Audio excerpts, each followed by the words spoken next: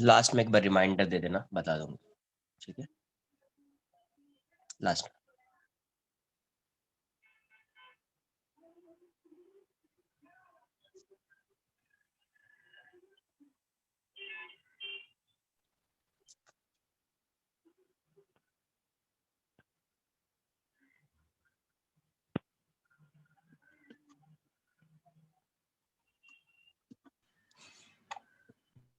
Start करते हैं ना।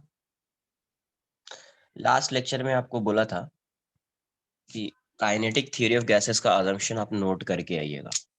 नोट किया क्या? Lecture number 6। Good. Kinetic theory of gases.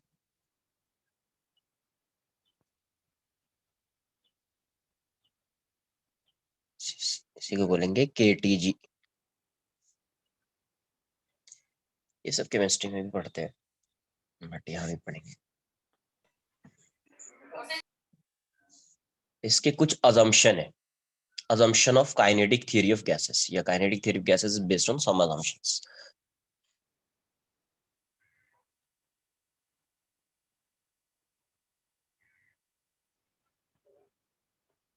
assumptions तो फर्स्ट क्या लिखा है उसमें? A gas consist of large number of molecules. अगर गैस होगा, जैसे मान लीजिए ये कंटेनर है, ठीक है? इसको नोट नहीं करना, आपने नोट कर लिया ऑलरेडी, बस मैं समझा देता हूँ। जैसे ये कंटेनर है तो इसमें बहुत गैस अगर है तो इसमें मॉलिक्यूल्स होंगे, उसमें लार्ज नंबर ऑफ मॉलिक्यूल्स है। इसमें गैस के जो मॉलिक्यूल्स हैं, इसमें large number of molecules. These molecules, ये सब जो मॉलिक्यूल्स होंगे वो आइडेंटिकल एंड इलास्टिक होंगे, परफेक्टली इलास्टिक, है ना? आइडेंटिकल होगा और इसका जो शेप अज्यूम कर रहे हैं वो स्फेरिकल शेप।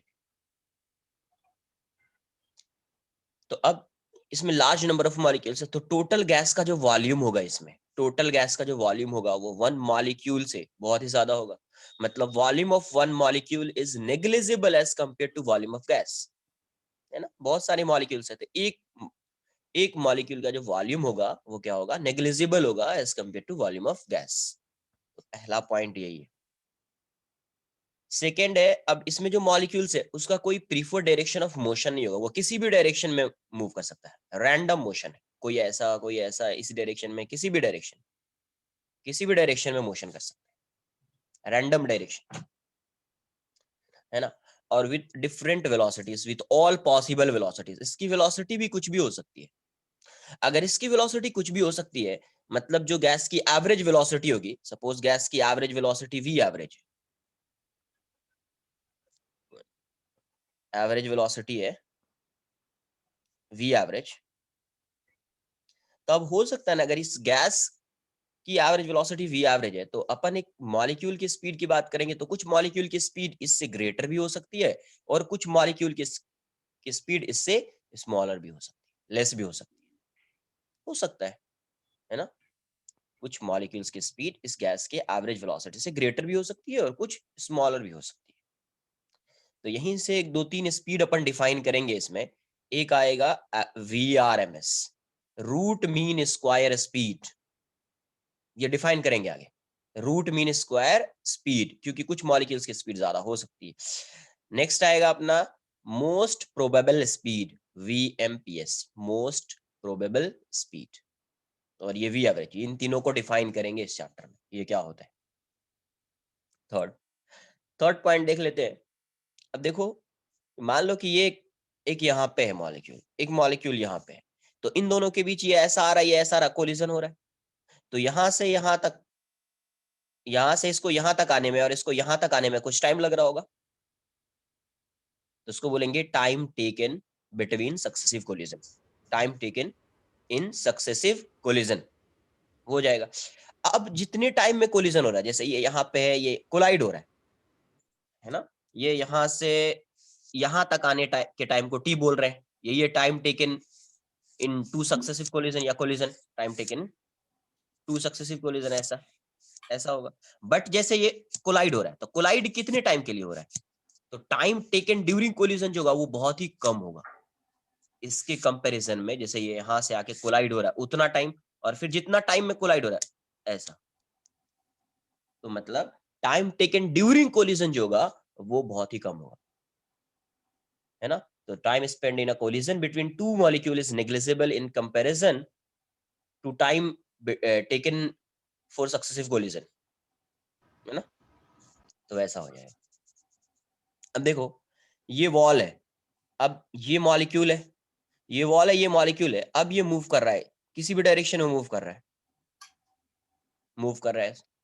तो अब ये जब इस वॉल से, ये मॉलिक्यूल जब ये वॉल से आके स्ट्राइक करेगा तो फिर ये अपने डायरेक्शन को चेंज करेगा, डायरेक्शन को चेंज करेगा, इस डायरेक्शन में जाएगा या जैसे आ रहा है वैसे जाएगा, उसके अकॉर्डिंग जाएगा। तो यहाँ पे जो कोलिजन होगा ना वो इलास्टिक कोलिजन होगा।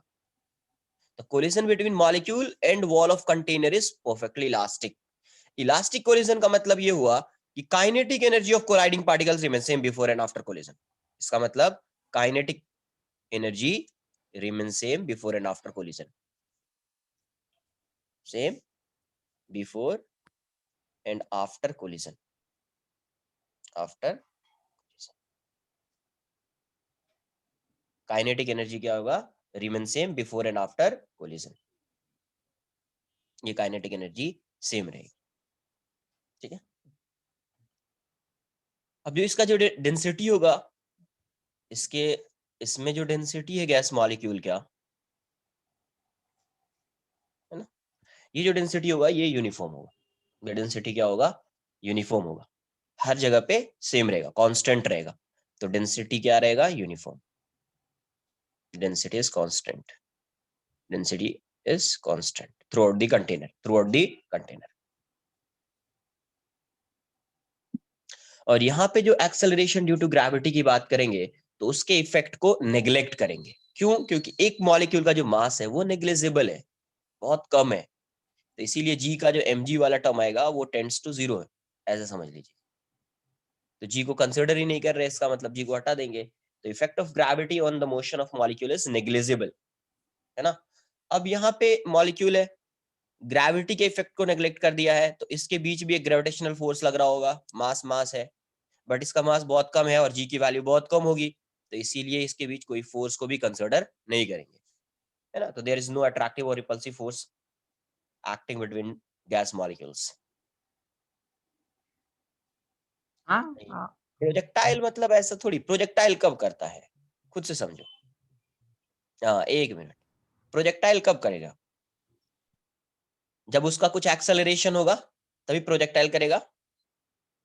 अभी बताओ, जब यही कंसिडर अपन कर रहे हैं कि इस पे कोई फोर्स ही नहीं है, समझो इस पे कोई फोर्स ही नहीं है, तो जब फोर्स नहीं है तो प्रोजेक्टाइल मोशन कैसे होगा?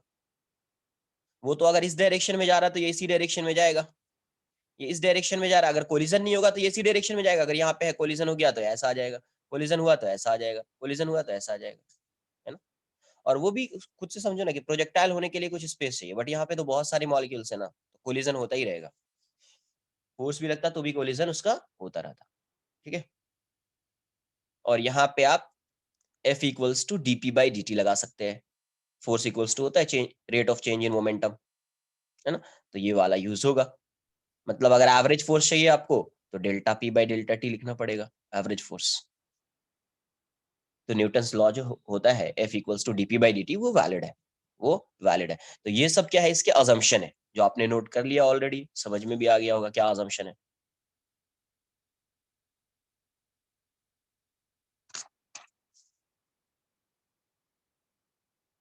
ना। अब देखो distribution of molecular speed, next लिखेंगे, या कहीं पे ऐसा लिखा होगा Maxwell's distribution of molecular speed, of molecular speed, molecular speed. हाँ, इंटरमॉलिक्यूलर कोलिजन भी होगा।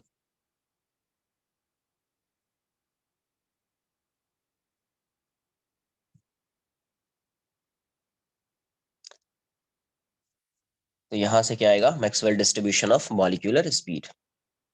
आपको पता है कि जैसे गैस गैस की एवरेज वेलोसिटी, गैस की एवरेज एवरेज वेलोसिटी अगर v एवरेज है, बट कुछ मॉलिक्यूल्स की वेलोसिटी जो है, एक मिनट रुक जाओ, पता नहीं है क्यों ऐसा हो रहा है।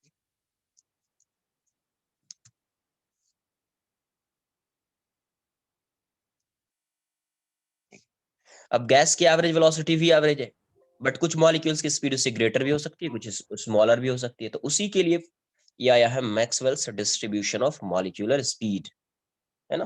तो मैक्सवेल ने, ये एक्सपेरिमेंटल कर्व है, उसका कुछ इक्वेशन भी है, बताता हूं मैं अभी। ये क्या है, एक्सपेरिमेंटल कर्व है। ये होता है dn by dv, number of molecules पर यूनिट स्पीड, और इस साइड होगा स्पीड, इससे क्या होगा, स्पीड v। तो ये एक्सपेरिमेंटल कर्व कुछ ऐसा आया,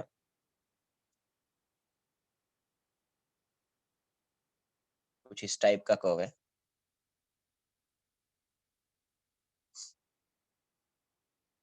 ये क्या है, dn बाय dv क्या है, नंबर ऑफ मॉलिक्यूल्स पर यूनिट स्पीड।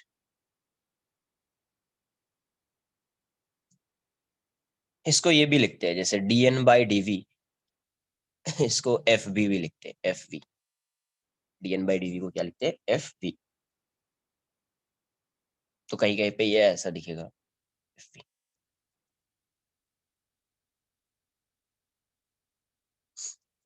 अब देखो, अब ये बताओ, अगर मैं इसका, इस कर्व का सपोज मैं कोई एक पार्ट कंसिडर कर लेता हूँ, ऐसे मान लो स्मॉल सा स्ट्रिप कंसिडर कर लिया, यहाँ पे इसकी स्पीड v है और यहाँ पे इसकी स्पीड dv है। यहाँ पे इसकी स्पीड v है और यहाँ पे इसकी स्पीड क्या है, dv है। और ये वाला टर्म क्या हो जाएगा, fv, है ना।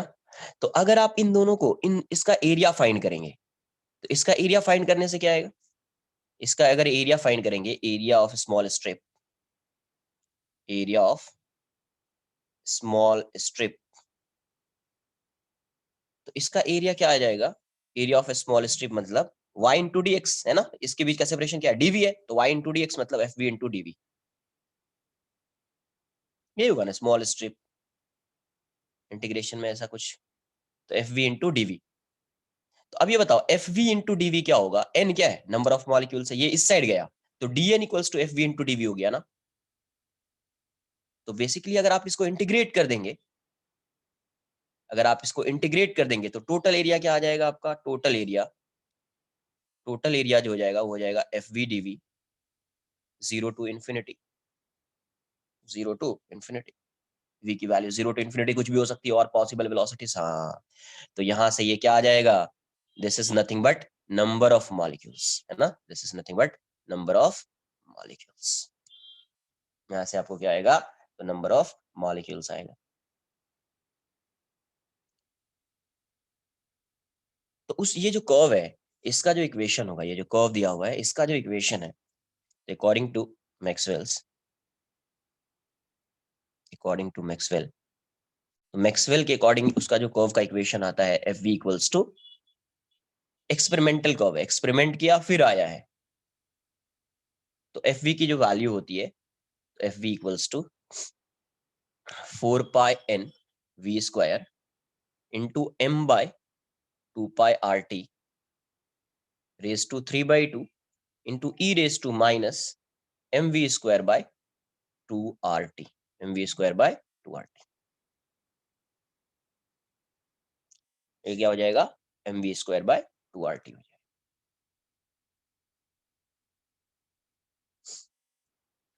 तो अब यहां से अपने को पता है, वेयर m क्या, n तो नंबर ऑफ मॉलिक्यूल्स होगा, m क्या है, m जो है ये मोलार मास है, मोलार मास। और पता है आपको universal gas constant, T temperature है, यूनिवर्सल गैस कांस्टेंट, और टी क्या है, टेम्परेचर है, ठीक है, temperature. Absolute temperature, absolute temperature मतलब केल्विन में होगा। एब्सोल्यूट टेम्परेचर की मीनिंग बताइए आपको पहले। एब्सोल्यूट टेम्परेचर मतलब केल्विन में। ठीक है, तो पहले एक बार आप इतना नोट कर लीजिए, फिर आगे जाए।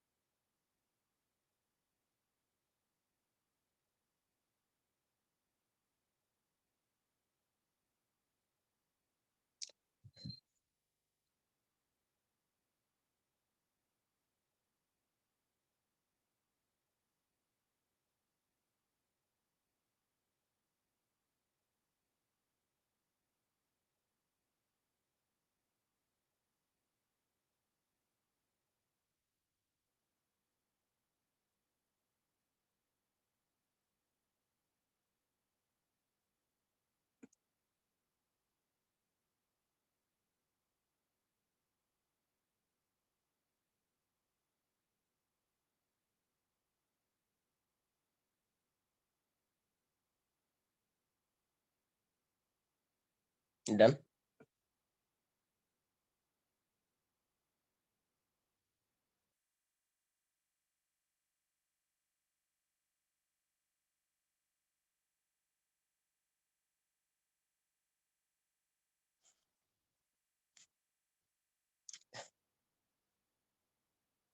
देखो यहाँ से। अब क्या होता है, कुछ कुछ बताता हूं मैं। जैसे R अपॉन Na जो होता है ना, R upon Na also R upon Na क्या है, एवोगैड्रो नंबर। तो इसकी वैल्यू होती है K। बताइए K क्या होता है? ये जो K होता है, Boltzmann constant, constant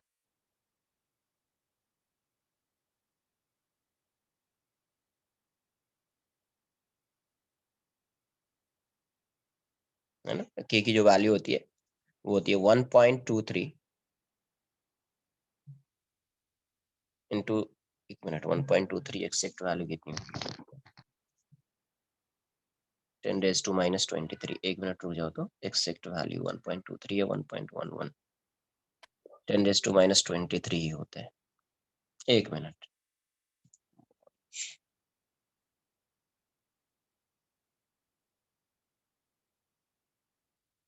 Boltzmann constant 1.38 into 10⁻⁻23, correct. 1.38 into 10⁻⁻23। अब यूनिट यहाँ से फाइंड कर लेंगे। यूनिट यहाँ से आ जाएगा, तो यूनिट कितना आ जाएगा इसका, R/Na, जूल पर केल्विन, है ना। जूल पर केल्विन। तो 1.3, करेक्ट, 1.38 इंटू 10⁻⁻23 केल्विन, ऐसा होता है। तो अब यहाँ पे अगर मुझे m के टर्म्स में, कहीं कहीं वैसा होगा, देखो, तो अपने को पता है, क्लियर नहीं है क्या? होना चाहिए, स्क्रीन क्लियर होनी चाहिए यार, है ना। अब देखो यहाँ से, अब देखो यहाँ से, अपने को पता है नंबर ऑफ मॉलिक्यूल से रिलेट करता हूँ मैं कुछ। ऑल्सो नंबर ऑफ मॉलिक्यूल्स क्या होता है, number of molecules, number of moles, number of moles जो होता है given mass upon molar mass, given mass upon molar mass, है ना, ये होता है गिवन मास। तो गिवन मास को मैं एम नॉट लिख देता हूँ अपॉन मोलार मास, और ये क्या आएगा एन बाई एन ए। अच्छा गिवन मास है, ये मास ऑफ गैस है, तो मान लेते हैं उसमें एन नंबर ऑफ मॉलिक्यूल्स है, तो क्या हो जाएगा n into m upon m, where m जो है वो क्या है mass of one molecule, mass of one molecule, है ना, आइडेंटिकल है। तो ये जो टोटल मास है, टोटल गिवन मास है, उसमें एन मॉलिक्यूल्स है, तो तो number of molecules into mass of one molecule, ये हो जाएगा। तो यहाँ से एन और एन की वैल्यू कैंसल आउट हो जाएगी, तो यहाँ से m को आप क्या लिख सकते हैं, m equals to m into N A. तो अब वो जो इक्वेशन था आप उसको ऐसे भी लिख सकते हैं, f v equals to 4 pi n v square into m by 2 pi R T raise to 3/2 upon e raise to minus m v square by 2 R T. तो ये कहीं पे k के टर्म्स में भी हो सकता है, वी स्क्वायर, m को लिखेंगे क्या m into N A, m into N A by 2 pi R T raise to 3/2 e raise to minus m v square by 2 R T. इसको इसको ऐसे लिख देता हूँ, e raise to minus m into N A v square by 2 R T. देखो अभी ये के टर्म्स में आ जाएगा 2 पाई एन वी स्क्वायर, ये वाली वैल्यू क्या हो जाएगी आर बाई एन ए के हो जाएगा, तो ये हो जाएगा एम बाई 2 के टी रेज टू 3/2 और ई रेज टू माइनस ये हो जाएगा एम वी स्क्वायर बाय 2 के टी। तो कहीं पे ऐसा भी हो सकता है तो आर की जगह पे के दिखे, तो ऐसा नहीं कि सर के कहाँ से आ गया, है ना, तो ये इसके टर्म्स में भी हो सकता है 2 पाई के टी ए, 2 पाई के टी ए कहाँ से आएगा 2 पाई के टी, क्या बोल रहे हो ए, ये आर अपॉन एन ए की वैल्यू के लिख दिया ना, तो ये आर अपॉन एन ए तो सबस्क्रिप्ट है ना, ए तो सबस्क्रिप्ट है ना, एन ए मतलब ओके पाई नहीं लिखा क्या, ओके 2 पाई, हाँ करेक्ट करेक्ट करेक्ट 2 पाई के टी, नोट कर लीजिए इसको। पहले इतना नोट करो, अब देखो कैसे एवरेज वैल्यू फाइंड करते हैं, वो सब आज ही आ जाना चाहिए आपको, फिजिक्स में कहीं पे भी आएगा एवरेज वैल्यू फाइंड करने के लिए। तो यहाँ से अगर आप देख सकते हैं कि टेम्परेचर अगर आप इंक्रीज करोगे, यहाँ से अगर आप टेम्परेचर इंक्रीज करोगे ना, इसको इस साइड ले आइए, तो वेलोसिटी अगर फाइंड करना है तो इसको अगर इस साइड लाएंगे, तो क्या ऑब्जर्व किया गया कि जैसे जैसे टेम्परेचर इंक्रीज करते हैं वेलोसिटी इंक्रीज होती जाती है,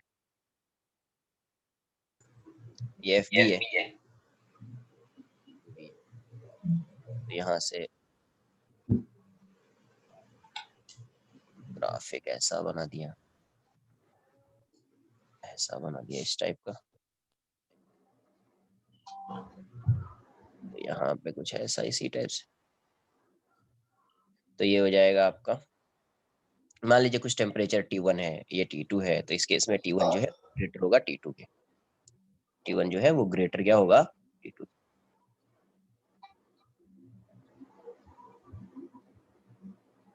बार इसको नोट कर लीजिए, कुछ नहीं इस पेज में तो कुछ है ही नहीं, लास्ट पेज ही है वो।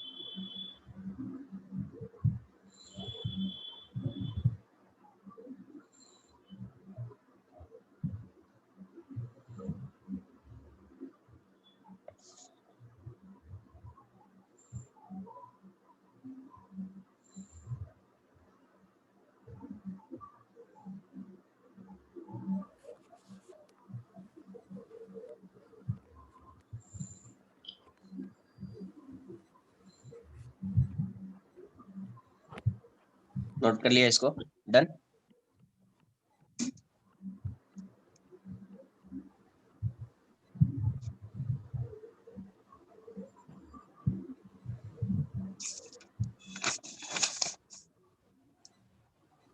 देखिए यहाँ से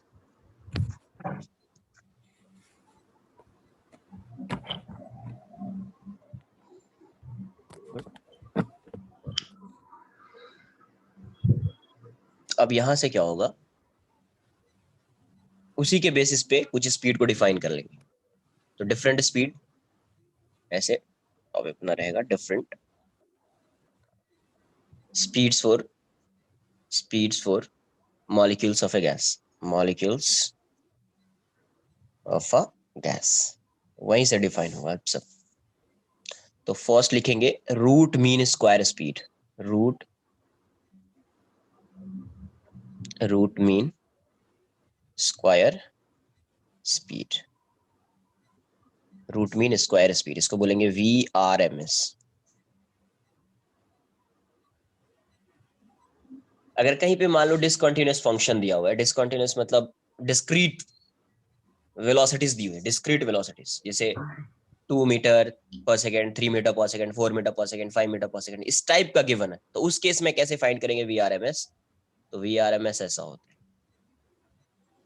VRMS square equals to V1 square plus V2 square plus VN square upon N।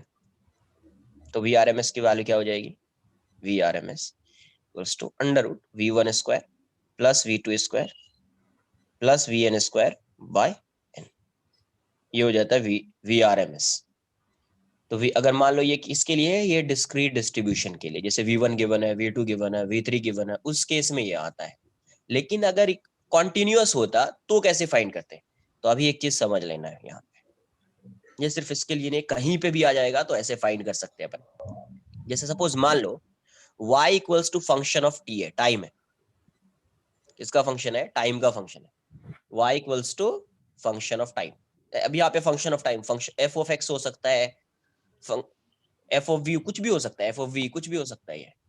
तो यहाँ पे ft है। तो अगर मुझे इसका RMS फाइंड करना होगा, YRMS, तो ये वैल्यू जो होती है वो होती है कॉन्टिन्यूअस डिस्ट्रीब्यूशन है, तो ये होता है y square dt upon integration of dt under root. क्या होगा? सेम वही है, इंटीग्रेशन का मतलब होता है समेशन, सेम वही लिखा है यहाँ पे, वैसा ही लिखा है, y square V1 square V2 square V3, वैसा यहाँ पे भी लिखा हुआ है। बट क्या होता है, आपको बताया है कि जहाँ पे कॉन्टिन्यूअस डिस्ट्रीब्यूशन होता है वहां पे इंटीग्रेशन का साइन आता है, वहां पे सिग्मा नहीं आता है। यहाँ पे एग्जैक्टली क्या है, सिग्मा है, ये sigma VI square upon N। इसको ऐसे लिख सकते हैं ना, sigma VI square I equals to 1 to N by N, ये है। उसके लिए यहाँ पे ये ऐसा आ जाएगा। YRMS अगर एवरेज फाइंड करना होता, एवरेज, तो Y एवरेज जो होता है वो होता है Y dt upon dt dy नहीं dt हो गया, तो Y dt upon dt average के लिए ये होता है। एवरेज फाइंड करना होता कोई भी फंक्शन का, किसी भी फंक्शन के लिए डिफाइन है। तो अब अगर यहां से आप YRMS देखोगे, इस वाले पार्ट को अगर देखोगे, VRMS अगर एवरेज होता, सॉरी कॉन्टिन्यूअस फंक्शन होता, तो कैसे फाइंड करते? सिग्मा की जगह पे क्या आएगा? इंटीग्रेशन आएगा। सिग्मा की जगह पे क्या आएगा? इंटीग्रेशन आएगा। तो यहाँ पे ये ऐसा हो जाएगा इंटीग्रेशन, ये हो जाएगा V स्क्वायर, और ये नंबर ऑफ मॉलिक्यूल्स पे डिपेंड करता है, तो DN upon integration of DN। और कहां से कहां तक वैरी करेगा? 0 to infinity। तो ये n हो जाएगा। तो VRMS को आप कैसे लिख सकते हैं? VRMS square is 0 to infinity V square, DN को आप ऐसे भी लिख सकते हैं FV dV, FV dV। FV की वैल्यू पता है आपको, ये n हो जाएगा। FV की वैल्यू आपको ऑलरेडी पता है, वो वाला फंक्शन, बट उसको यहाँ पे इंटीग्रेट नहीं करेंगे। इसको नहीं, ये वाला जो फंक्शन है, ये वाला जो फंक्शन है DN, सिर्फ DN, तो DN को ऐसे लिखेंगे ना, DN तो डायरेक्ट पता नहीं है ना, dn तो ऐसा थोड़ी हो जाएगा 0 to n, dn डायरेक्ट ऐसा पता नहीं है ना अपने को, dn तो इसके टर्म्स में पता है ना, fv के टर्म्स में, fvdv। तो बेसिकली ये जो फंक्शन हो जाएगा fv लिखा ना, मतलब वेलोसिटी का फंक्शन हो जाएगा ना ये वाला, है ना, क्योंकि अपने को dn डायरेक्ट पता नहीं है, तो ऐसा। और ये v वेरिएबल है, ये v स्क्वायर वेरिएबल है, तो ऐसा नहीं कि v स्क्वायर को बाहर कर दिया, dn को इंटीग्रेट कर दिया तो v स्क्वायर n हो जाएगा, वैसा तो होगा नहीं, इसलिए ये ऐसा आएगा, ये ऐसा बन जाएगा। अब इसको इंटीग्रेशन करना नहीं करेंगे अपन, वो वाला फंक्शन अभी पढ़ा नहीं इंटीग्रेशन का, और करने की कोई जरूरत भी नहीं है, कहीं पे यूज होगा नहीं, बट कैसे फाइंड करते वो बता रहा हूँ। तो VRMS, तो जब आप वो वैल्यू पुट करेंगे ना, जब आप वो वैल्यू पुट करेंगे, उतना नहीं डिस्कस करना है ना, जब आप वो वैल्यू FV VV DV इन सब का इंटीग्रेशन करेंगे तो आपको ये वैल्यू आएगी, VRMS की जो वैल्यू आएगी वहां से आएगी 3RT/m। क्या आएगी? 3RT/m। एक तो यहाँ से VRMS क्या आया? 3RT/m। फिर से मैं ये बोल रहे हो, जैसे मैं क्या बोल रहा हूँ कि अगर कोई भी फंक्शन है, इसको ब्रैकेट के अंदर लिख लो, ठीक है, ऐसे कोई भी अगर फंक्शन है y = f of t, एक मिनट वो नहीं है,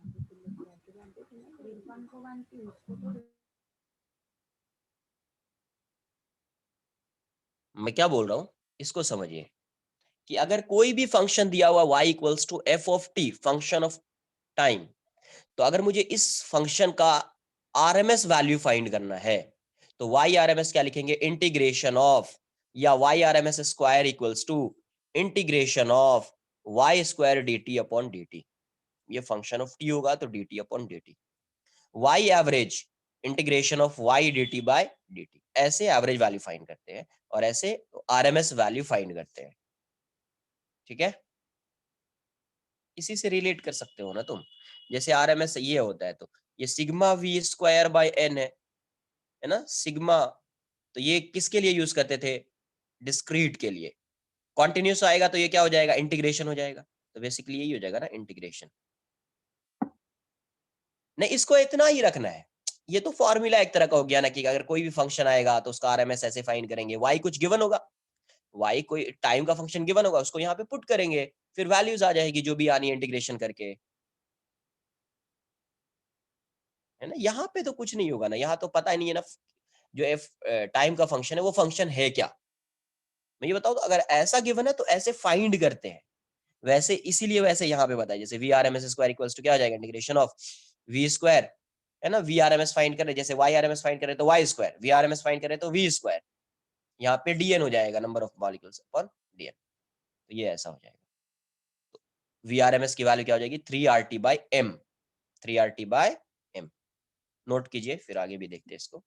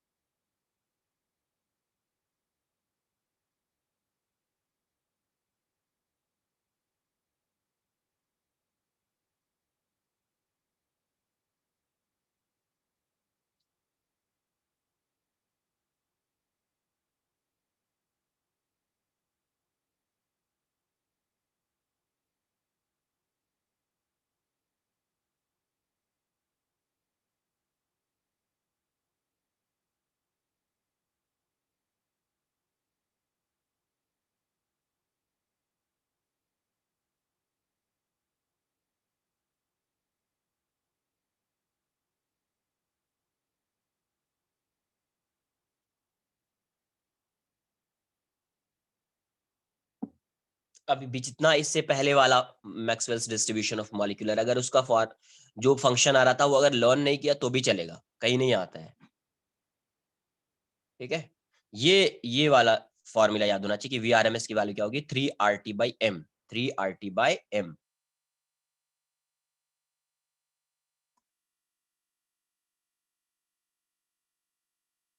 ठीक है, हाँ सॉरी, स्क्वायर आ जाएगा, करेक्ट। तो स्क्वायर रूट लिख देते हैं, इसको स्क्वायर रूट में लिख दो, क्योंकि ये VRMS स्क्वायर आएगा, VRMS तो नहीं आएगा, VRMS स्क्वायर आएगा, तो इसको स्क्वायर रूट में लिख दो। तो VRMS equals to square root of 3RT/m, square root of 3RT/m।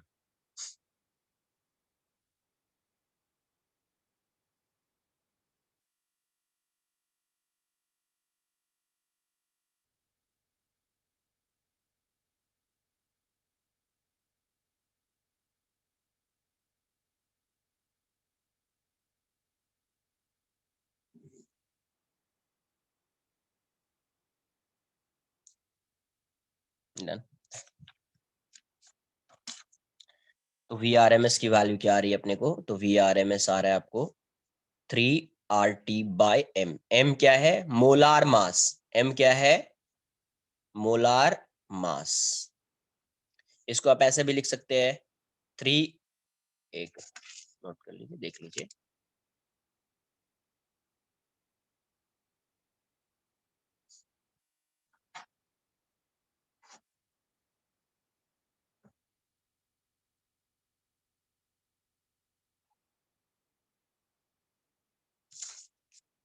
ये क्या है, मोलार मास। अभी बताया था मोलार मास क्या होता है, तो ये होता है Na/m, Na/m। तो ये क्या हो जाएगा, 3kT, 3kT/m। m क्या है, mass of one molecule, mass of one molecule.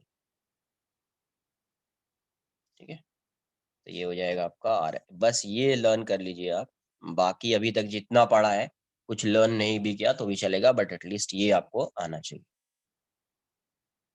Second speed जो आएगी वो आएगी average mean speed, mean speed of gas molecule, mean speed of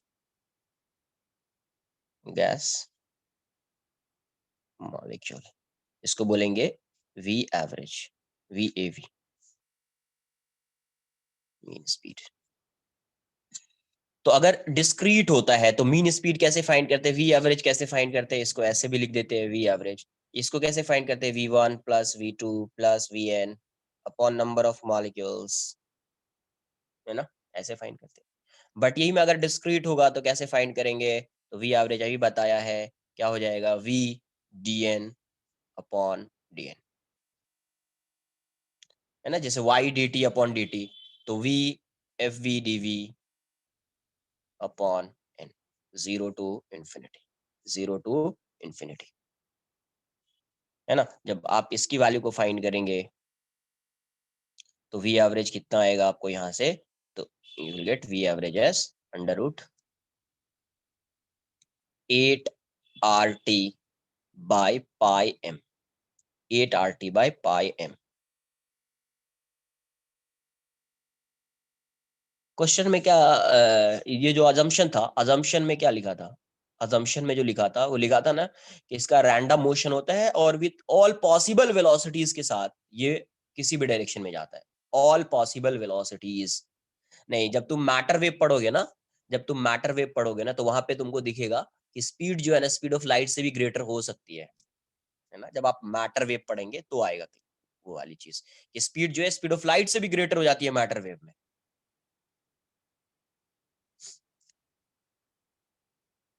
तो वी एवरेज की वैल्यू √8RT/m। हाँ, अभी उतना नहीं जानना है, इसीलिए उसको, तो इसीलिए अभी अगर ऑल पॉसिबल वेलोसिटीज है तो अपन कहां से कहां कंसिडर करेंगे, 0 to infinity, 0 to infinity। तो वी एवरेज क्या हो जाएगा, √8RT/m। या इसी को आप ऐसे आगे लिख सकते हैं, वी एवरेज क्या आ जाएगा, 8RT/m, यही क्या हो सकता है, तो 8kT/m, ऐसा भी हो सकता है। ये मोलार मास है और ये मास ऑफ वन मॉलिक्यूल है, molar mass of gas, of gas. Note कर लीजिए इसको।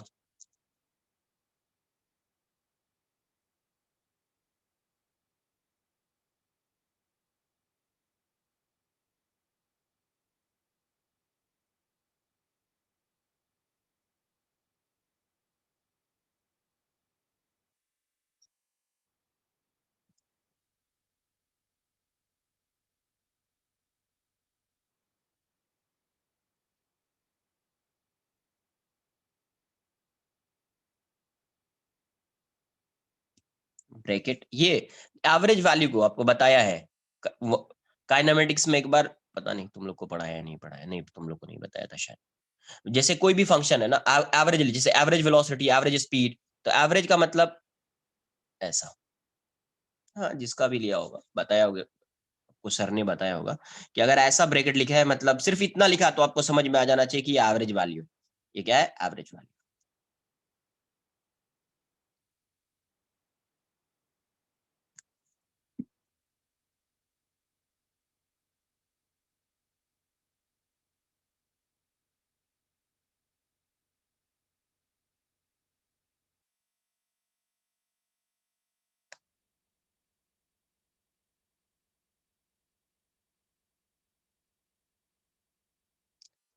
एम क्या है, यहां से देख लीजिए, स्मॉल एम क्या है, mass of one molecule. Caps जो एम है वो क्या है, मोलार मास ऑफ गैस। ये है मास ऑफ वन मॉलिक्यूल, जो गिवन मास होता है वो मास ऑफ वन मॉलिक्यूल। गैस का मास नहीं है, गिवन मास ऑफ गैस नहीं है, एक मॉलिक्यूल का मास है। तो उसमें नंबर ऑफ मॉलिक्यूल्स फाइंड कर लीजिए, उसको एन, उसको एम से मल्टीप्लाई कर दीजिए, तब पूरे गैस का मास आएगा।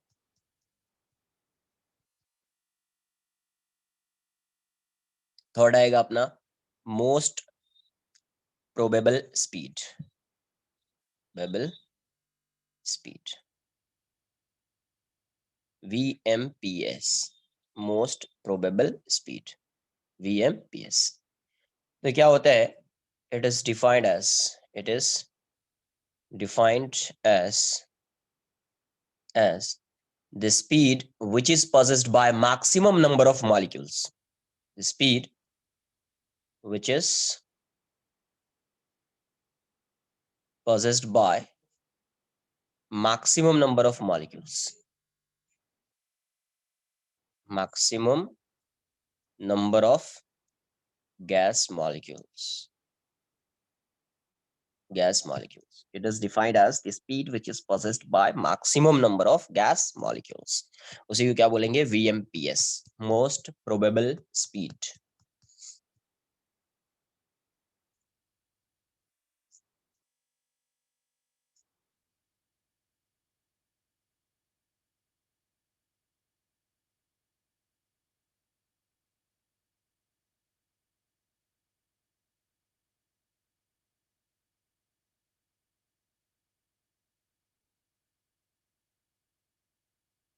Done.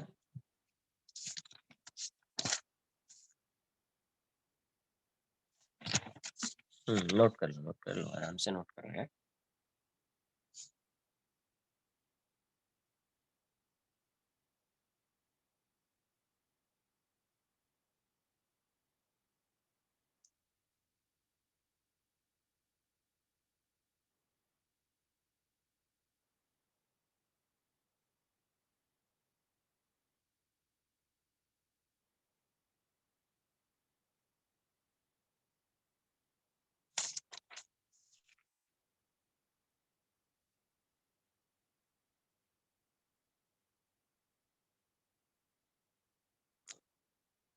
अब जैसे एक एग्जांपल के लिए समझ लेते हैं, मान लो कि 10 मॉलिक्यूल्स है एक गैस में, 10 मॉलिक्यूल्स है ना। तो ऐसे if the speeds of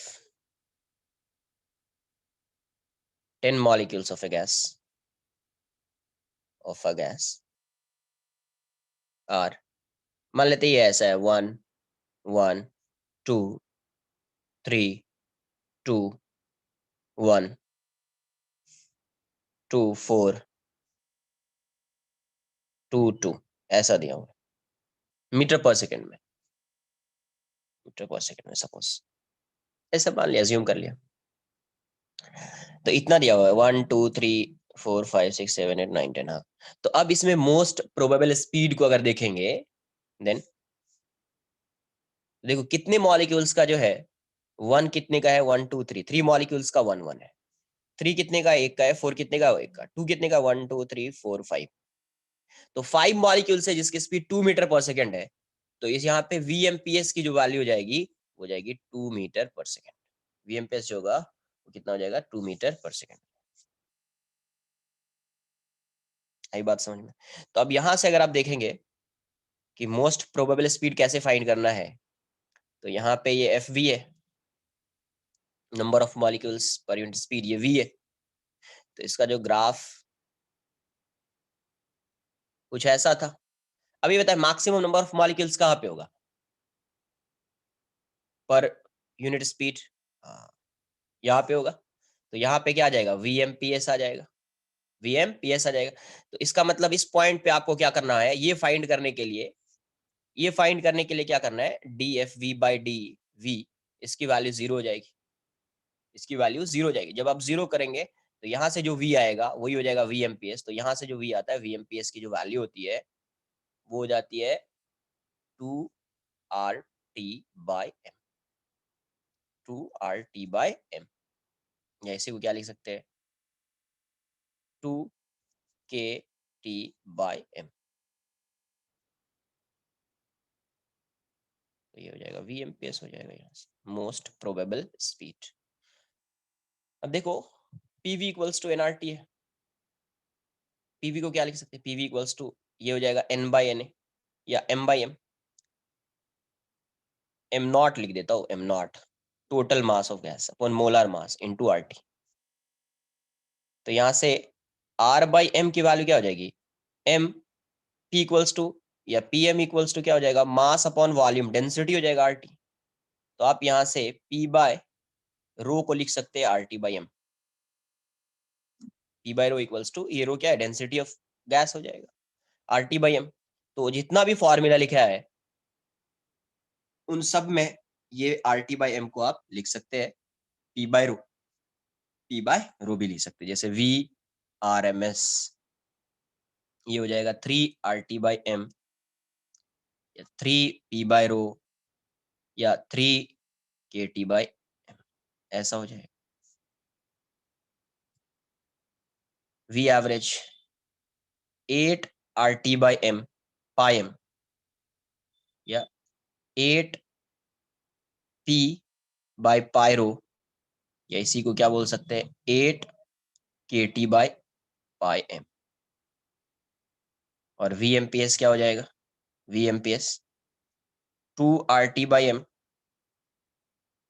2P/ρ equals to 2KT/m।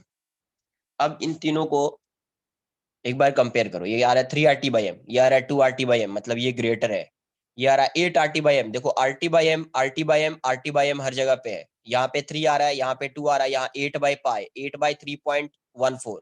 तो ये 2 से ग्रेटर होगा, 3 से कम होगा, मतलब VRMS is greater then V average, है ना, is greater then VMPS, is greater then VMPS। Note कर लीजिए इसको।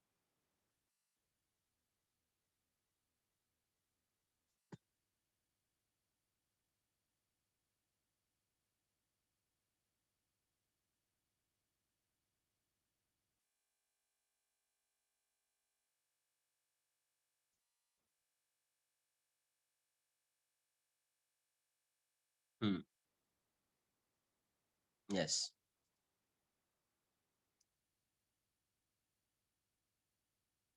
पार्टिकल नेचर पढ़ रहे हैं ना।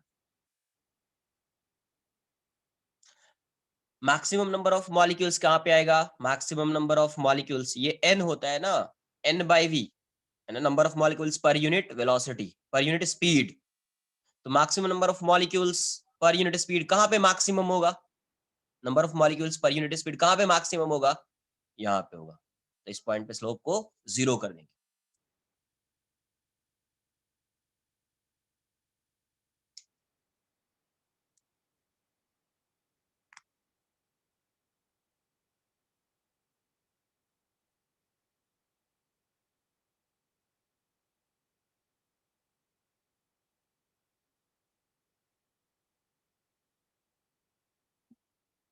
पैराबोला पढ़ा क्या, पैराबोला कुछ आइडिया है, पैराबोला पढ़ लिया ना। क्वाड्रेटिक पढ़ा है तो फिर एक क्वेश्चन देता हूँ फिर, अच्छा क्वेश्चन है। हाँ ठीक है, ठीक है, उतना पढ़ा तो आ जाएगा फिर।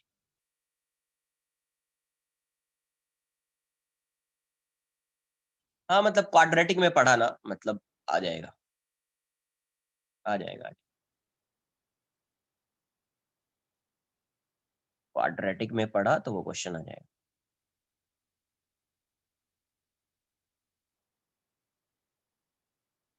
अच्छा क्वेश्चन है थोड़ा।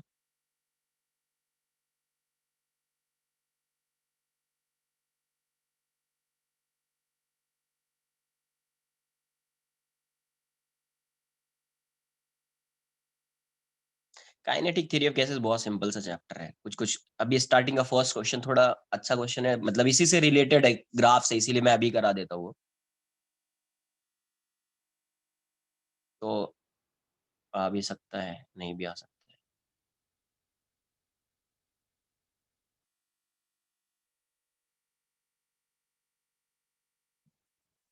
ठीक है, ग्राफ से रिलेटेड, बाकी आगे वाले क्वेश्चन सिंपल ही रहने वाले हैं इसके, बहुत सिंपल।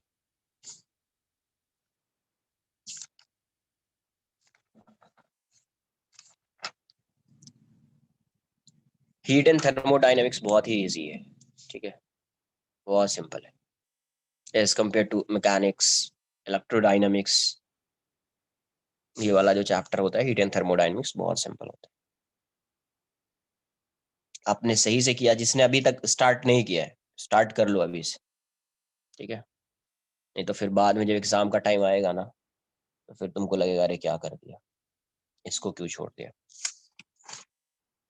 देखो यहाँ पे, तो यहाँ से क्या देखा अपन ने कि we R M S is greater than V average is greater than V M P S. V M P S ये आया अपना, मतलब अगर ये ऐसा है, ये एफ वी है और ये वी है, ये यहाँ से ऐसा है, तो यहाँ से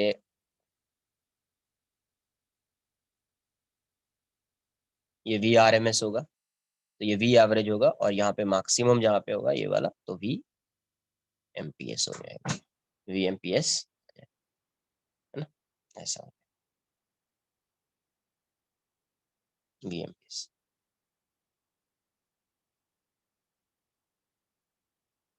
एक क्वेश्चन करते, ग्राफ से रिलेटेड है, देख लेते क्या ये ऐसा दिया हुआ है graph,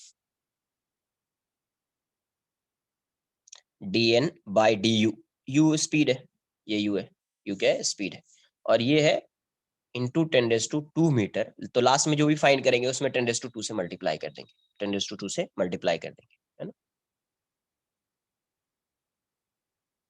number of molecules per unit. ये गिवन है कि एक पैराबोला है, किस टाइप का पैराबोला है, ये 0 है और ये 1 है, ये यू है, ये पैराबोला है। नंबर ऑफ मॉलिक्यूल्स जो है इसमें, number of molecules in the sample is, number of total number of molecules in the sample is n naught, n naught। तो आपको बताना है, कैलकुलेट करना है, calculate the rms speed, the rms speed of the molecules, calculate the RMS speed. देखो RMS speed के लिए पता नहीं कि एक क्या है, नहीं है उस टाइप का कुछ, मतलब डिसकॉन्टिन्यूस फंक्शन तो है नहीं, कॉन्टिन्यूस है, तो कॉन्टिन्यूस में कैसे फाइंड करते हैं, तो वो उसका फंक्शन डिफरेंट था, जो √3 RT/m आया है वो फंक्शन डिफरेंट है, ये फंक्शन तुमको डिफरेंट दिखेगा, ये फंक्शन डिफरेंट दिखेगा, है ना। 44 कितना आ रहा है, 50 आ रहा है क्या, नहीं 50 तो नहीं है।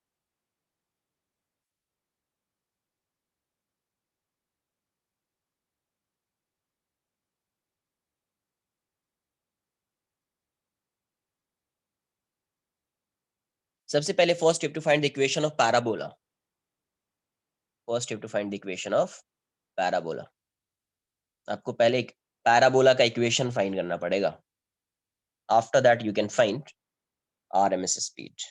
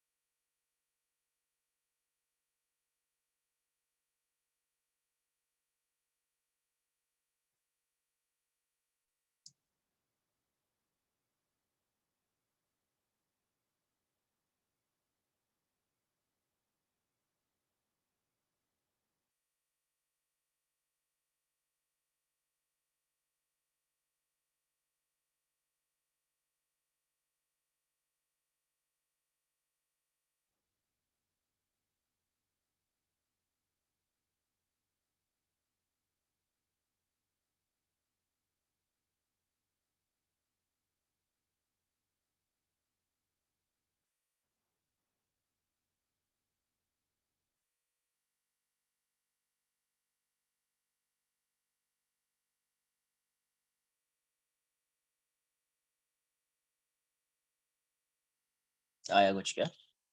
देखो यहाँ, ठीक है।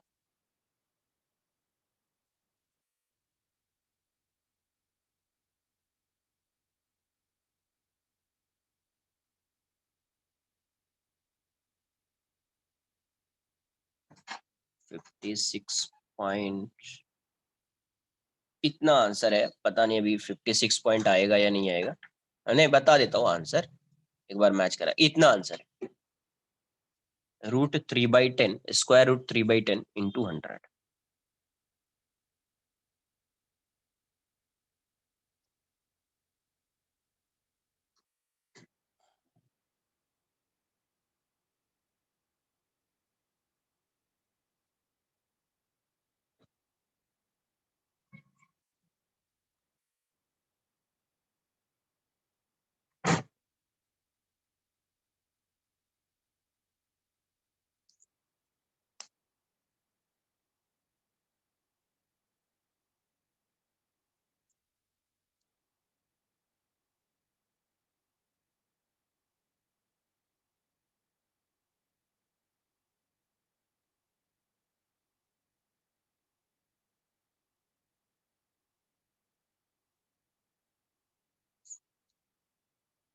ठीक है, एक बार देखिए, जितना सॉल्व किया है उतना ही सही। देखो देखो, ये पैराबोला है, तो इस पैराबोला का कितने कितने मतलब 2 अनइक्वल एंड रियल रूट्स है, एक 0 है और एक 1 है। तो जब वैसा होगा तो आप क्या लिखोगे, इसको y मान लो तो ये x हो जाएगा। तो y इक्वल्स टू ऐसा लिख सकते हो ना यार, 2 रूट है, तो एक हो जाएगा x इक्वल्स टू 0 है तो x into x minus, downward parabola है तो x माइनस, हाँ 1 - x, इसको मैं ऐसे लिख सकता हूँ x - x², x into 1 - x, क्योंकि डाउनवर्ड पैराबोला है तो ये x² का कोएफिशिएंट नेगेटिव हो जाएगा। देखो ना, इसको 0 करो, तुम इसको 0 करो, यहाँ से आपको वैल्यू आएगी x इक्वल्स टू 0 और x इक्वल्स टू 1, है ना, 0 और 1। बट पता नहीं ना, कुछ कांस्टेंट भी तो हो सकता है ना यार यहाँ पे, तो कांस्टेंट को मैं a मान लेता हूँ। y इक्वल्स टू, मैंने अज्यूम कर लिया कोई कांस्टेंट a है, x - x²। ये कितने कितने लोगों ने इसको ऐसा इतना ये इक्वेशन बना लिया था, ये बताओ। इस टाइप का इक्वेशन, जिसका ये इक्वेशन आएगा उसी से ये क्वेश्चन सॉल्व होगा। कांस्टेंट भी लेना पड़ेगा ये, क्योंकि अगर आप इसको 0 करोगे ना, इसलिए नहीं है, क्योंकि अगर आप इसको 0 करोगे ना, अगर आप इसको 0 करोगे तो कांस्टेंट इस साइड आएगा तो वो भी 0 हो जाएगा, वहां से भी x की वैल्यू क्या आएगी, 1 आएगी और 0 आएगी। तो ये इक्वेशन, ये ऐसा दिया हुआ है तो ड्रॉ तो कर सकते, ये 0 है ये 1 है, तो बोल सकते हैं कि एक रूट क्या है, 0 है, एक रूट 1 है, तो x इंटू 1 - x। 1 - x क्यों लिखा, क्योंकि डाउनवर्ड पैराबोला है, बट कुछ कांस्टेंट भी हो सकता है इसीलिए a लगा दिया, ये y हो गया, ये ऐसा है। तो बेसिकली ये y क्या है यहाँ पे, dn/du, dn/du इक्वल्स टू क्या हो गया, a इंटू x की जगह पे क्या लिखेंगे, u -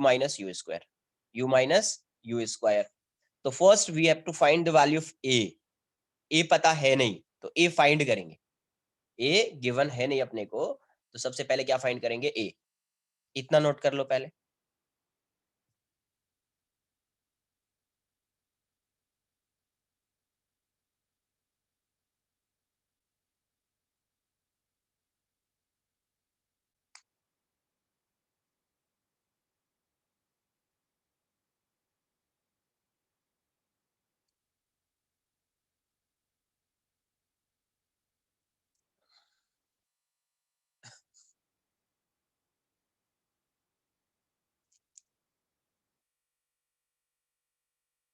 डन। तो यहां से dn/du की वैल्यू क्या आई, dn/du is a into u - u²। तो मुझे फाइंड करना है a पहले, तो dn देख लो,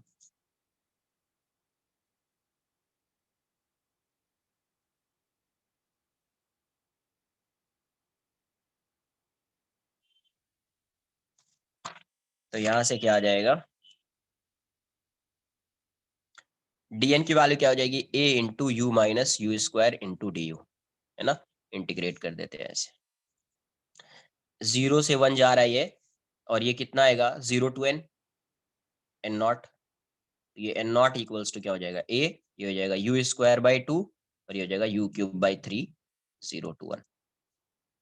तो यहाँ से एन नॉट की वैल्यू कितनी हो गई, ए इंटू पुट कर दो तो 1/2 माइनस 1/3 हो जाएगा। तो एन नॉट की वैल्यू कितनी हो जाएगी, ए इंटू ए हो जाएगा 6, 3 माइनस 2 तो 1/6। N nought equals to a by 6, therefore a equals to 6 n. देखो ए की वैल्यू 1 नहीं आई ना, ए इक्वल्स टू क्या हो गया 6 एन नॉट, है ना।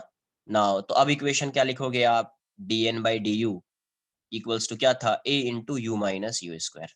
तो अब क्या आ जाएगा, डी एन इक्वल्स टू ये हो जाएगा 6 n nought into u minus u square d u, इतना आ जाएगा।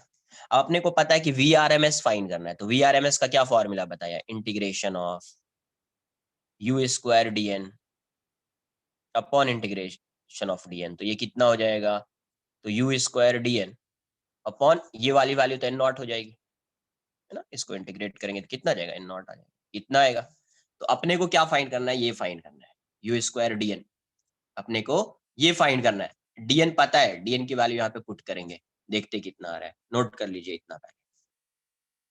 अच्छा क्वेश्चन है ये।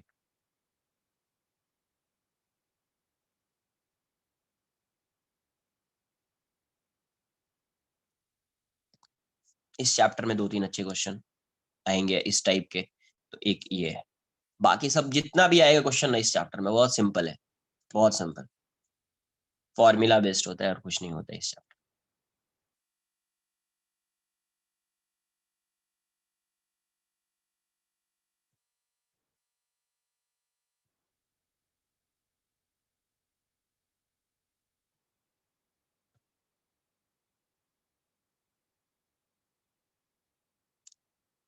अब ये फंक्शन आ गया, अब थोड़ा फास्ट आंसर तुम लोग कर दो, ये कितना आ रहा है। ये पहले इसको अलग से इंटीग्रेट कर लो यार, इस वाले पार्ट को अलग से इंटीग्रेट कर लो, यू स्क्वायर डी एन को देखो कितना आ रहा है, फिर इसमें पुट कर दीजिए।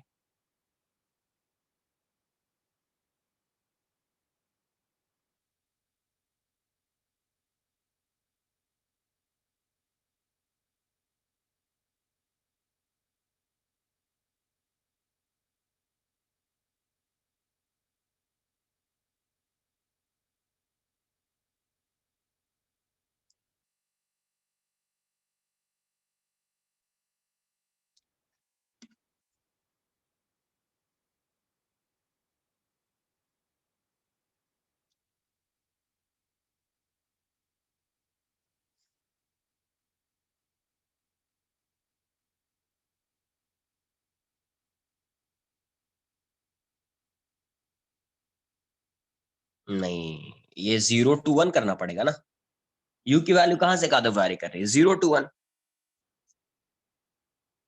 पुट कर दो।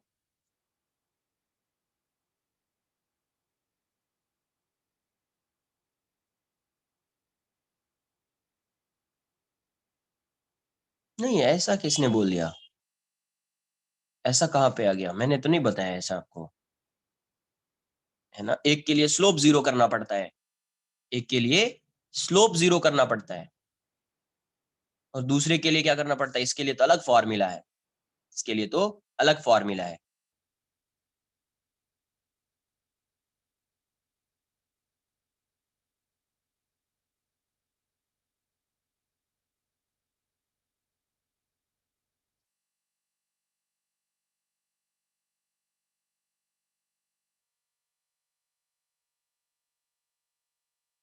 एक्स स्क्वायर माइनस एक्स नहीं आया है, एक्स माइनस एक्स स्क्वायर आया है, इतना नोट कर लिया, पहले ये बताओ फिर बताता हूँ।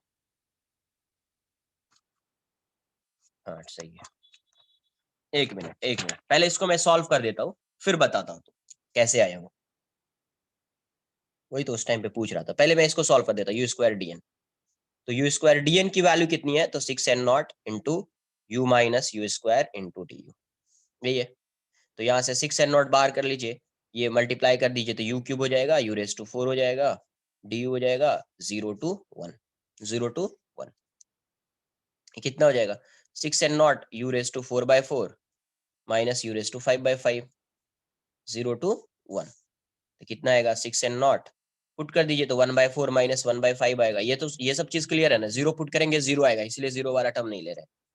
ये हो जाएगा 6n0, ये हो जाएगा 20, 5 माइनस 4 तो कितना आ रहा है 6n0/20, मतलब ये आ जाएगा 3n0/10, 3n0/10। हेंस VRMS की वैल्यू कितनी हो गई, तो VRMS क्या था, u² dn/n0। तो इसकी वैल्यू पुट कर दिया तो कितना आ जाएगा 3n0/10n0, ये जाएगा इतना यूनिट आ जाएगा, इतना यूनिट। और 1 यूनिट इक्वल्स टू क्या है, तो VRMS इक्वल्स टू √3/10। अपने को पता है 1 यूनिट कितना है, 10⁻²⁶ है, इंटू 10⁻²मीटर पर सेकेंड। नोट कर लीजिए, बताता हूँ वो इक्वेशन कैसे आया, एक बार इसको नोट कर लीजिए। इसलिए क्वेश्चन करा दिया, कभी आ जाए एग्जाम में तो आपको वैसा नहीं कह रहे सर ने तो कुछ ग्राफ वाला क्वेश्चन है, ऐसा नहीं बता दिया। ऐसा कुछ भी क्वेश्चन आ सकता है, ग्राफ से रिलेटेड कुछ भी आ सकता है VRMS, तो आपको कैसे सॉल्व करना है ये चीज क्लियर होनी चाहिए। एवरेज भी आ सकता है, एवरेज वैल्यू क्या होगा,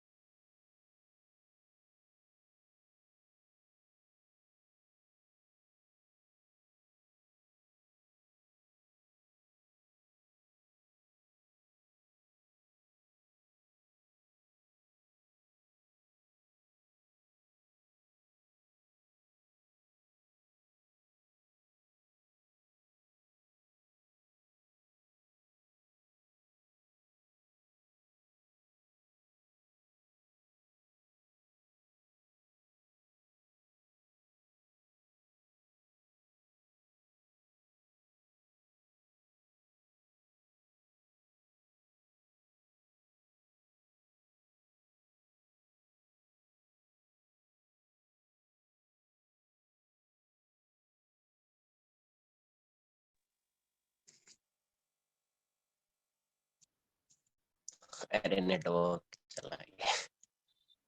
नोट कर लो इसको, नोट कर लीजिए।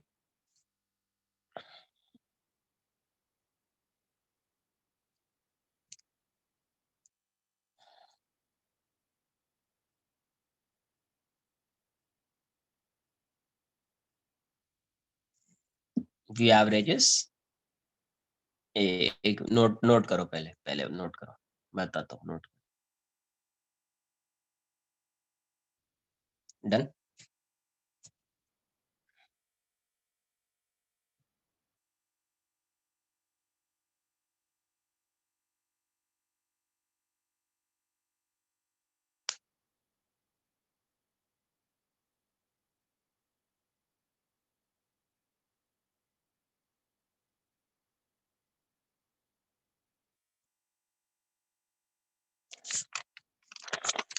एवरेज जब सिमेट्रिक, जब कहीं पे आपको ग्राफ जो है वो सिमेट्रिकल हो, सिमेट्रिक हो, इस टाइप का ग्राफ हो, तब उस केस में एवरेज भी यहीं पे आएगा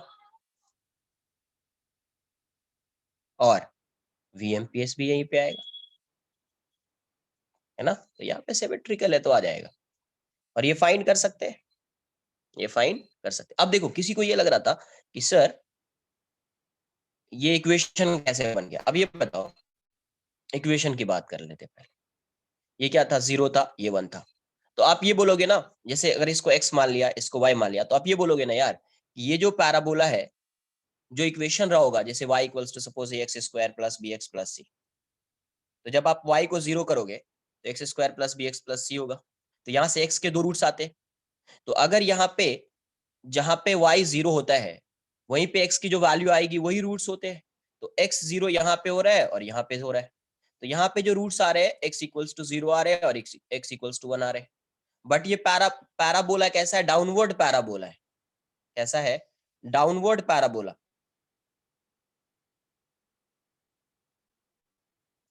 तो रूट्स आ रहे हैं ऐसे, मतलब आप इसको ऐसे लिख सकते हो ना, x इंटू दो ऑप्शन ये अपने पास है, ऐसे लिख पाएंगे जैसे y इक्वल्स टू, ये करो y equals to x square minus x, या y equals to x into 1 minus x. इससे भी दो रूट आएंगे, 0 और 1, तो y इक्वल्स टू ये हो जाएगा x माइनस एक्स स्क्वायर। अब देखो ये पैराबोला एक्स स्क्वायर का कोएफिशिएंट पॉजिटिव, ये समझ में आया कि ये ऐसा लिख कैसे क्यों पा रहे अपन, ये वाला y equals to x into x minus 1 वाला इक्वेशन कैसे लिख पा रहे अपन? बिकॉज x इक्वल्स टू 0 है और x इक्वल्स टू 1 है, तो जब आप इसको 0 करोगे तो ऐसा बनेगा। अब यहाँ से ऐसा, अब देखो ये वाला जो इक्वेशन है एक्स स्क्वायर का कोएफिशिएंट पॉजिटिव है, ये तो ये अपवर्ड पैराबोला होगा, ये अपवर्ड पैराबोला होगा। बताए यहाँ पे ऐसा है तो ये ऐसा पैराबोला होगा, बट यहाँ पे एक्स स्क्वायर का कोएफिशिएंट नेगेटिव है तो ये डाउनवर्ड पैराबोला होगा। अरे बेसिक मैथ्स, इंटीग्रेशन के बाद तो बताया था, ये डाउनवर्ड पैराबोला होता है, 0 और 1 हो जाए। बट अपने को देखो ये ऐसा रहेगा तो भी आएगा, या आप इसमें कुछ कांस्टेंट को मल्टीप्लाई कर दो इंटू एक्स, पता नहीं कांस्टेंट की वैल्यू हो सकती है कुछ, ये वैल्यू कुछ है ना, कांस्टेंट मल्टीप्लाई दो इसके साथ, तो भी यहाँ से अगर आप इसको 0 करोगे तो 0 equals to x minus x square, constant इस साइड आएगा 0 हो जाएगा, यहाँ से भी x की वैल्यू 0 होगी और 1 होगी, यहाँ से भी x की वैल्यू क्या होगी? 0 होगी और 1 होगी। तो वहां पे ऐसा ही पैराबोला था, डाउनवर्ड पैराबोला, तो ये ऐसा दिखना चाहिए, ऐसा दिखना चाहिए 1 माइनस एक्स वाला पार्ट, है ना। तो इसमें कुछ कांस्टेंट मल्टीप्लाई कर दिया तो भी इसके रूट्स वही आएंगे, और जो गिवन इन्फॉर्मेशन है उसके अकॉर्डिंग इस कांस्टेंट की वैल्यू फाइंड कर लिया, इस कांस्टेंट की वैल्यू फाइंड कर लिया। आई बात समझ में? क्लियर है? इसको नोट मत करना, ऐसा नहीं कि इसको नोट करने लगे।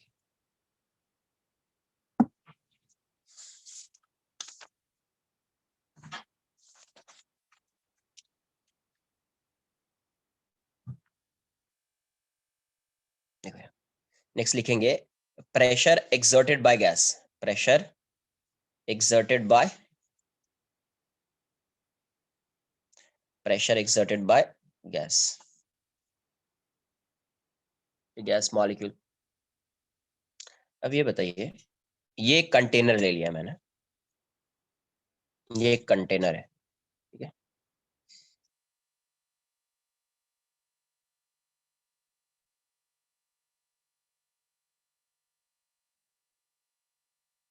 ये ऐसे, इसको y मान लिया, ये x हो जाएगा और ये z हो जाएगा। इसमें बहुत सारे मॉलिक्यूल्स, नंबर ऑफ मॉलिक्यूल्स जो है, total number of molecules is n, mass of one molecule, mass of one molecule is m, molar mass of gas, molar mass of gas ये m है। टोटल मास ऑफ गैस कितना हो जाएगा? Total mass of gas ये हो जाएगा n into m, या m into n, यहीं पे mn, ऐसा ये हो जाएगा, ठीक है। तो अब यहाँ से ये कंटेनर है, इसमें गैस मॉलिक्यूल है, तो मैं कोई भी एक मॉलिक्यूल को कंसिडर कर लेता हूँ और उससे देखते हैं कि ये इस वॉल पे कितना प्रेशर लगाएगा। प्रेशर कहाँ पे लगाएगा गैस? इस वॉल पे लगाएगा, तो इस पे देखते हैं प्रेशर, ठीक है। तो कोई भी गैस मॉलिक्यूल है तो उसका मोशन कैसा है? रैंडम मोशन है। तो इस डायरेक्शन में मान लेते हैं इसकी स्पीड vx है, इस डायरेक्शन में इसकी स्पीड vy है, इस डायरेक्शन में इसकी स्पीड vz है, और यहाँ से यहाँ तक का लेंथ l है, यहाँ से यहाँ तक का लेंथ। तो नेट स्पीड इसकी कितनी हो जाएगी? v को आप क्या लिख सकते हैं? एक मॉलिक्यूल कंसिडर किया है उसकी स्पीड को क्या लिख सकते हैं? vx i cap, vy j cap, vz k cap. तो यहाँ से v क्या आ जाएगा? v equals to under root vx square plus vy square plus vz square. होगा या नहीं होगा? अच्छा, इसका मोशन रैंडम मोशन है, रैंडम मोशन है तो हर डायरेक्शन में इसकी वेलोसिटी सेम हो सकती है, क्योंकि ऑल पॉसिबल वेलोसिटीज के साथ जा रहा है। तो एक ऐसा सिचुएशन जो है यहाँ पे कंसिडर करते हैं जहाँ पे एक्स डायरेक्शन में, वाई डायरेक्शन में और जेड डायरेक्शन में इसकी वेलोसिटी क्या है, सेम है, क्योंकि रैंडम मोशन है। तो due to random motion of molecule Vx equals to Vy equals to Vz। तो हेंस क्या आ जाएगा, v यहाँ से v की वैल्यू क्या आ जाएगी, ये v स्क्वायर क्या हो जाएगा, तो ये 3vx square equals to 3vy square equals to 3vz square. इसको इक्वेशन 1 मान लिया। अब ये बताइए कि अगर ये vx से आके यहाँ पे स्ट्राइक कर रहा है, ये आ रहा है इस डायरेक्शन में vx से, तो जब ये वापस यहाँ पे ड्रॉ कर रहा हूँ, जब ये आफ्टर कोलिजन ये इस डायरेक्शन में जाएगा तो कितनी स्पीड से जाएगा, vx से ही जाएगा। क्यों जाएगा, क्योंकि इसका कोलिजन कैसा है, इलास्टिक कोलिजन है, तो काइनेटिक एनर्जी इसकी सेम रहेगी। हाँ, तो इस डायरेक्शन में vx से जाएगा, तो ये पॉजिटिव एक्स में जाएगा तो वो नेगेटिव एक्स में जाएगा। तो अब फाइंड करना है change in momentum, change in momentum, क्योंकि फोर्स फाइंड करने के लिए मोमेंटम चाहिए। तो magnitude of change in momentum, magnitude चाहिए मुझे बस डायरेक्शन से अभी। तो magnitude of change in momentum after one collision, after one collision, इसको वॉल 1 मान लेता हूँ, विद वॉल 1, विद वॉल 1। तो डेल्टा पी मुझे वैल्यू चाहिए, तो ये मॉड लगा देते हैं, तो ये कितना आ जाएगा, final P final minus P initial. तो पी फाइनल की वैल्यू कितनी है, इसको पॉजिटिव मान लेंगे तो ये नेगेटिव हो जाएगा, तो m into minus m into v x minus m into v x, है ना। ये फाइनल है तो ये नेगेटिव में जा रहा, माइनस, ये तो पॉजिटिव में जा रहा था, ये माइनस साइन तो ये वाला है, तो यहाँ से ये क्या आ जाएगा 2m vx, क्या आ जाएगा 2m vx, है ना। इतना नोट कर लीजिए पहले, क्योंकि मुझे यहाँ पे प्रेशर चाहिए, तो मैं पहले यहाँ पे फोर्स फाइंड करूंगा, और फिर प्रेशर क्या हो जाएगा, फोर्स अपॉन एरिया हो जाएगा, प्रेशर क्या हो जाएगा, फोर्स अपॉन एरिया आ जाएगा, ठीक है।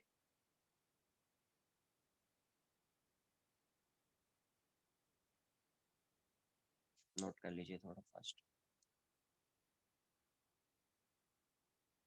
एक्स डायरेक्शन में कंसिडर कर रहे हैं अभी, एक्स डायरेक्शन में फोर्स फाइंड करेंगे, फिर उससे टोटल आ जाएगा जो भी आना है। किसी एक वॉल पे कितना प्रेशर लगा रहा है वो, तो उससे आ जाएगा अपना।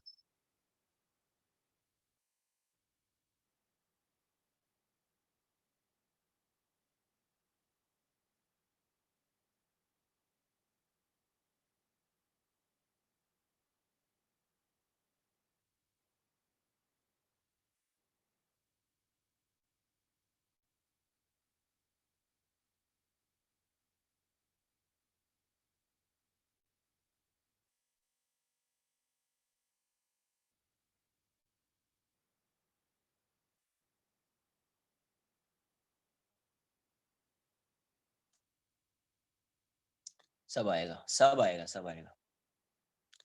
एक बार वीआरएमएस फाइंड कर लिया तो उससे सब काइनेटिक एनर्जी सब डिराइव करेंगे, इसमें काइनेटिक एनर्जी कैसे फाइंड करेंगे, क्या होगा नहीं होगा, नोट तो कर लीजिए आप पहले।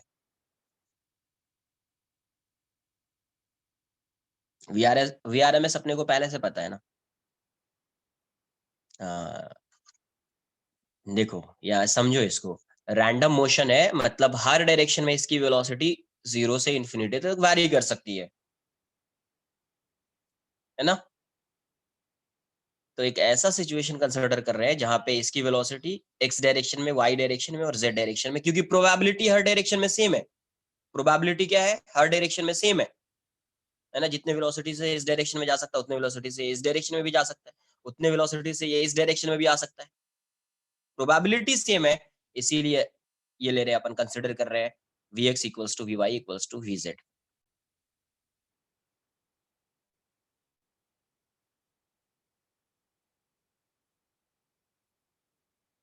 ये मॉड क्यों लिया, क्योंकि नेगेटिव आ जाता, नेगेटिव से कोई मतलब नहीं, नेगेटिव का मतलब सिर्फ ये होता है कि चेंज इन मोमेंटम इस डायरेक्शन में और कुछ नहीं, ठीक है। डायरेक्शन, नेगेटिव साइन सिर्फ क्या बताता है, डायरेक्शन, और कुछ नहीं बताता है।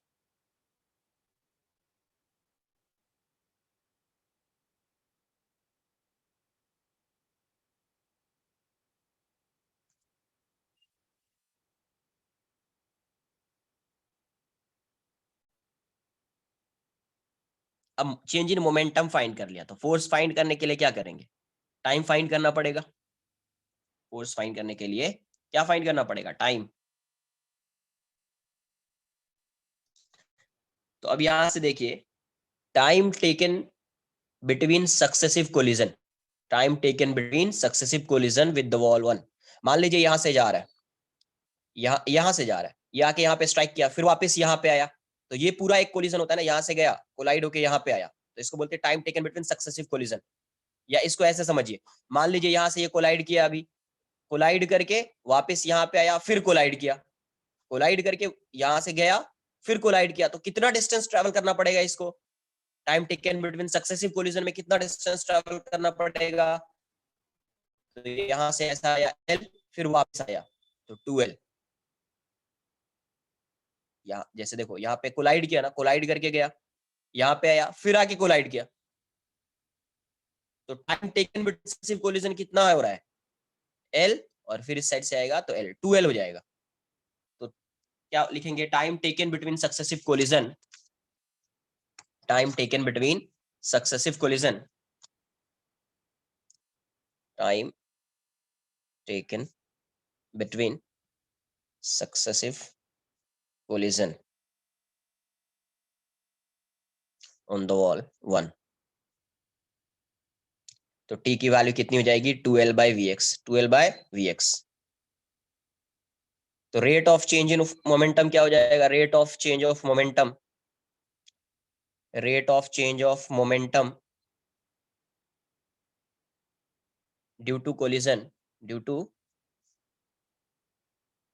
कोलिजन कितना आ जाएगा, तो ये हो जाएगा आपको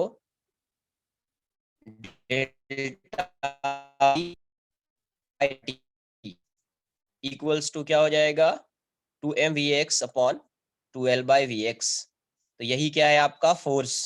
तो F इक्वल्स टू कितना आ रहा है, 2 से 2 जाएगा, mvx square by L, mvx square by L, mvx square by L. तो ये तो एक मॉलिक्यूल की वजह से आ रहा है। तो net force, net force, net force on the wall, on the wall one, due to, due to all molecules, due to all molecules. तो नेट फोर्स क्या हो जाएगा, एफ नेट लिख देता हूँ, एफ एन या एफ नेट, ये कितना आ जाएगा, ये तो एक की वजह से आया, तो m v x 1 square by l, m v x 2 square by l plus m v x n square by l, ये आ जाएगा। तो यहां से नेट फोर्स कितना आ रहा है, f net equals to m by l common ले लीजिए, क्या हो जाएगा, v x 1 square plus v x 2 square plus v x n square. तो यहां से नेट फोर्स की वैल्यू कितनी हो जाएगी, एम बाई एल, इसको आप क्या लिख सकते हैं, v one square by 3, v square क्या था, 3vx स्क्वायर, तो ये हो जाएगा वी वन स्क्वायर बाई 3, ये कितना जाएगा, वी टू स्क्वायर बाई 3, ये कितना हो जाएगा, वी एन स्क्वायर बाई 3। तो यहां से एफ नेट क्या आ गया, अब ये मास ऑफ वन मॉलिक्यूल है, देखो एन से मल्टीप्लाई कर देते हैं, एन से डिवाइड कर देते हैं, n m by 3l into n, n से डिवाइड किया, एन से मल्टीप्लाई कर दिया, v one square plus v two square plus v n square, इस एन को यहाँ पे लिख दीजिए। तो एफ नेट कितना आ जाएगा, देखो ये क्या हो जाएगा, एम एन इंटू एम, इसको एम नॉट लिख देता हूं, ये गिवन मास ऑफ गैस है ना, एम नॉट बाय 3l, और ये वाली वैल्यू कितनी जाएगी, v square, v one square plus v two square plus v n square by n. ये क्या है, v R M s square, ये क्या है, v R M s square, थोड़ा फास्ट नोट कर लीजिए, बस 1 मिनट में हो जाएगा, जितना फास्ट नोट करोगे उतना जल्दी।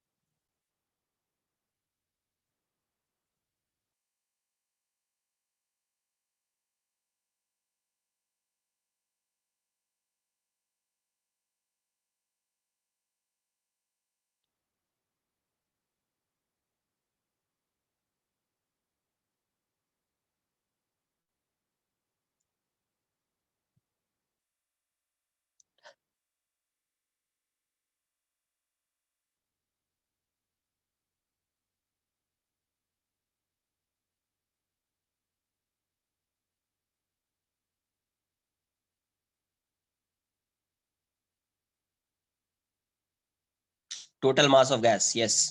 M naught is total mass of gas.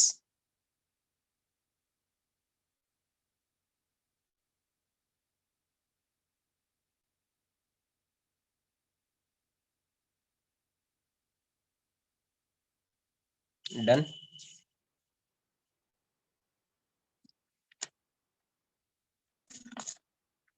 तो यहां से क्या आ रहा है, F नेट फोर्स क्या आ रहा है आपका, M nought by 3L into VRMS square, है ना।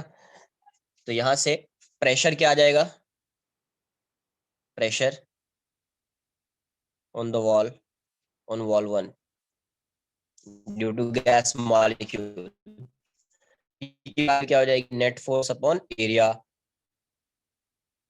तो P की वैल्यू कितनी आ रही है, M nought by 3L into VRMS square, area हो जाएगा उसका L स्क्वायर। तो यहाँ से क्या आ रहा है, P equals to M nought upon 3L cube into VRMS square. तो M nought upon L cube क्या आ जाएगा, मास अपॉन वॉल्यूम, डेंसिटी हो जाएगा। प्रेशर की वैल्यू क्या हो गई, 1/3 रो VRMS स्क्वायर। तो प्रेशर ये हो जाएगा, इसको आप ऐसे भी लिख सकते हैं।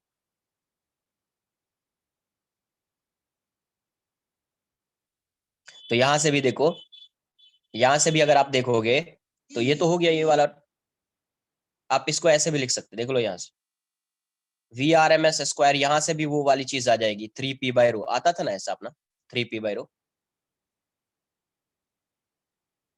तो यहाँ से भी VRMS आपको दिख जाएगा, क्या आ रहा है, 3P/रो आ रहा है। या इसी को आगे कैलकुलेट करेंगे तो 3RT/m, 3RT/m यहाँ से भी देख सकते हैं। प्रेशर क्या हो जाएगा, half rho into VRMS square. Note कर लीजिए, आज के लिए इतना ही रहेगा।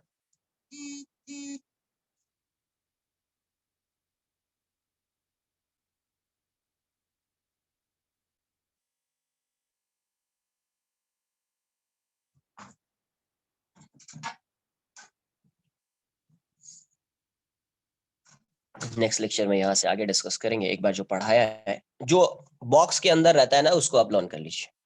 लॉज ऑफ थर्मोडाइनमिक्स अभी है, इसमें केटीजी में टाइम लगेगा कुछ, है ना। एनर्जी के बारे में डिस्कस करेंगे, फिर इंडिकेटर डायग्राम, कुछ लॉज आएगा, फिर मीन फ्री पाथ आएगा, और कुछ क्वेश्चंस भी आएंगे। अभी बहुत सारे क्वेश्चंस आने वाले इसमें, तो 2-3 लेक्चर लग सकता है। फिर उसके बाद जाएंगे लॉज ऑफ थर्मोडाइनमिक्स पे।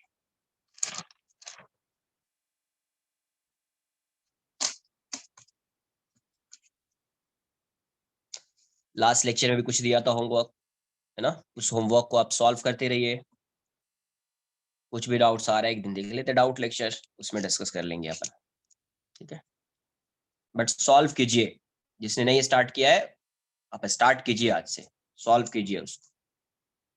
कुछ भी डाउट आ रहा है पूछिए, होगा डिस्कशन होगा, देख लेते, नहीं होगा नेक्स्ट वीक में होगा, लेकिन डिस्कस तो करेंगे यार उसको, ऐसा थोड़ी पूरा चैप्टर ही डिस्कस करेंगे।